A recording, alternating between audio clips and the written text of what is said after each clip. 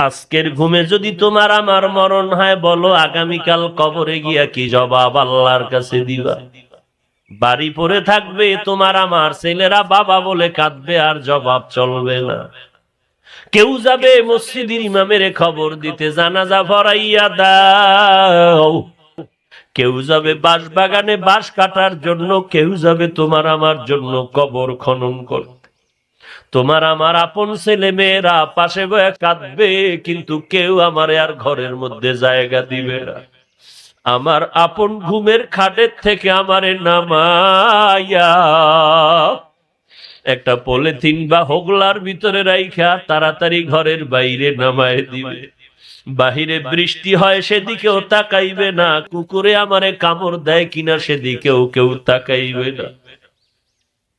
এরে আল্লাহর বান্দা, কিসের পাগলামিতে পড়েছো? আবার দেখবি কেউ ঘরের পাশে বড়ই পাতা দিয়ে গরম পানি করে আমারে চির বিদায়ের গোসলটা দেওয়ার জন্য। আবার কেউ দৌড়ায় আমার খাট আনার জন্য মসজিদের ভিতরে। আবার কেউ যায় আমার জন্য বাজারের দোকান থেকে সাদা কাফন কেনার জন্য।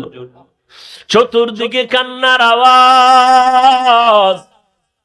যখন আমার জানাজা পড়াইয়া কবরের দিকে নিবে, আমার মা জানালা দিয়া কান্না করে বলবে, তোরা আমার সন্তানের কই নাও, শেষবারের মতো চেহারাটা দেখায় যা।